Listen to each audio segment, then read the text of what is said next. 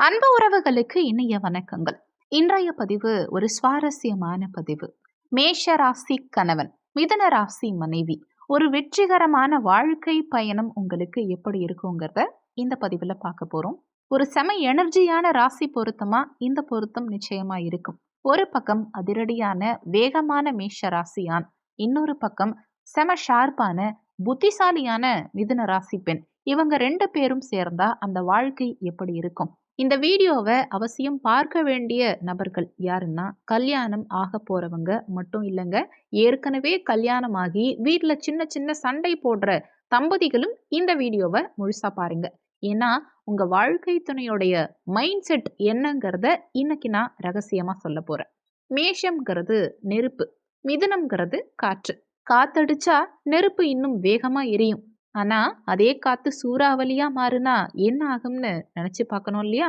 வாங்க விரிவா பார்க்கலாம். மேஷராசி கணவரின் ஆளுமையை பொறுத்த வரைக்கும், மேஷராசி கணவருக்கு அதிபதி செவ்வாய் பகவான். இவர் ஒரு கமாண்டர் மாதிரி.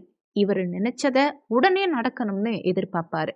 இவருக்கு தூக்கம் ஓய்வுங்கிறதெல்லாம் பெருசா பிடிக்காது. எப்பவுமே எதையாவது சாதிக்கணும்னு ஓடிக்கிட்டே இருப்பாரு. மனசுல ஒண்ணு வச்சுக்கிட்டு வெளியில ஒண்ணு பேச தெரியாது. பிடிக்கலனா பிடிக்கலன்னு மூஞ்சுக்கு நேரா சொல்லிடுவாரு. தன்னுடைய மனைவி பார்க்க லட்சணமா கௌரவமா இருக்கணும்னு நினைப்பாரு. அவங்களுக்கு தேவையான எல்லா வசதிகளையும் செஞ்சு தருவாரு. மிதுனராசி மனைவியின் ஆளுமையை பொறுத்த வரைக்கும், மிதுனராசி மனைவிக்கு அதிபதி புதன் பகவான். புதன்னா அறிவில்லையா? ஏன்னா புத்திக்காரகன் புதன். இவங்க கிட்ட பேசி ஜெயிக்கிறது ரொம்ப கஷ்டங்க.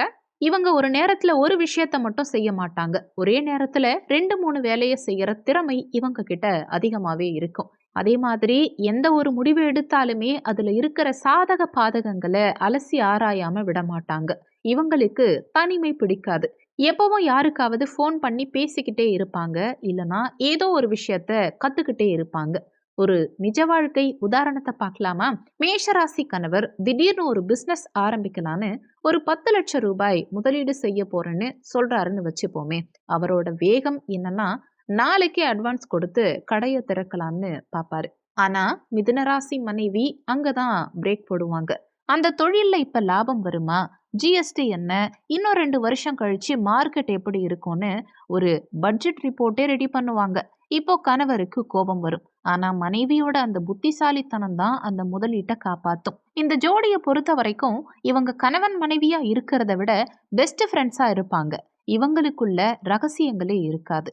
ஒரு மேஷராசி ஆணுக்கோ அல்லது மிதுனராசி பெண்ணுக்கோ கவலைன்னா அவங்க வேற யார்கிட்டயும் போக மாட்டாங்க. ஒருத்தருக்கு ஒருத்தர் பேசிக்கிட்டாலே அந்த பிரச்சனை முடிஞ்சிரும். இதுக்கு ஒரு நிஜ வாழ்க்கை உதாரணத்தை பார்ப்போமா? ஷாப்பிங் போனா இந்த ஜோடி பண்ற அலப்பறை இருக்கே கொஞ்சமா இருக்காது. மேஷராசி கணவர் ஒரு ஷர்ட் எடுப்பார். இது நல்லா இருக்கு, பேக் பண்ணுங்கன்னு 5 நிமிஷத்துல கிளம்ப பார்ப்பார். ஆனா மிதுனராசி மனைவி, இருங்க இதுல வேற கலர் இருக்கான்னு பார்ப்போம், ஆன்லைன்ல விலை கம்மியா இருக்கான்னு பார்ப்போம் அப்படின்னு இழுப்பாங்க. கடையில கணவர் எரிச்சலா வெளியில போய் நிப்பார். ஆனா மனைவி செலக்ட் பண்ணி ஒரு துணியை எடுத்துட்டு வருவாங்க பாருங்க, அதை எல்லோரும் பாராட்டுவாங்க. அப்போ கணவர் மனசுக்குள்ள நினைச்சுப்பார், நம்ம வைஃப் செலக்ஷனே தனிதான்னு பெருமைப்பட்டுப்பார். மேஷராசி ஆண்களை பொறுத்த வரைக்கும் தான் ஒரு ஆளுமைன்னு காட்ட நினைப்பாரு. மிதுனராசி பெண்ணை பொறுத்த வரைக்கும் அதை லாஜிக்கா தட்டி கேட்பாங்க. இது சில சமயம் பெரிய சண்டையில போய் முடியும். மிதுனராசி பெண் எல்லார் கூடவும் ஜாலியா சிரிச்சு பேசுவாங்க. இது சில சமயம் பொசசிவ் குணம் கொண்ட மேஷராசி ஆணுக்கு பிடிக்காம போகலாம். இதுக்கு தீர்வு என்னன்னு பார்க்கும்போது, மிதுனராசி பெண்கள் சபையில கணவரை விட்டு கொடுக்காம பேசணும். மேஷராசி ஆண்கள் மனைவியுடைய அறிவை மதிச்சு அவங்களுக்கு ஒரு ஸ்பேஸ் கொடுக்கணும். சுருக்கமா சொல்ல போனா, மேஷம்ங்கிறது ஒரு காரோட என்ஜின் மாதிரி, மிதுனம்ங்கிறது அந்த காரை ஓட்டுற டிரைவர் மாதிரி. டிரைவர் சொல்றத என்ஜின் கேட்டுச்சுன்னா இந்த வாழ்க்கை பயணம் ரொம்ப தூரம் இனிமையா போகும். ஒருத்தரை ஒருத்தர் புரிஞ்சுக்கோங்க.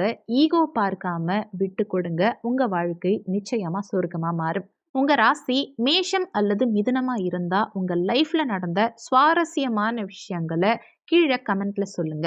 இந்த வீடியோ உங்களுக்கு பிடிச்சிருந்தா லைக் பண்ணுங்க. மறக்காம உங்க நண்பர்களுக்கும் இந்த வீடியோவை பகிர்ந்துக்கங்க.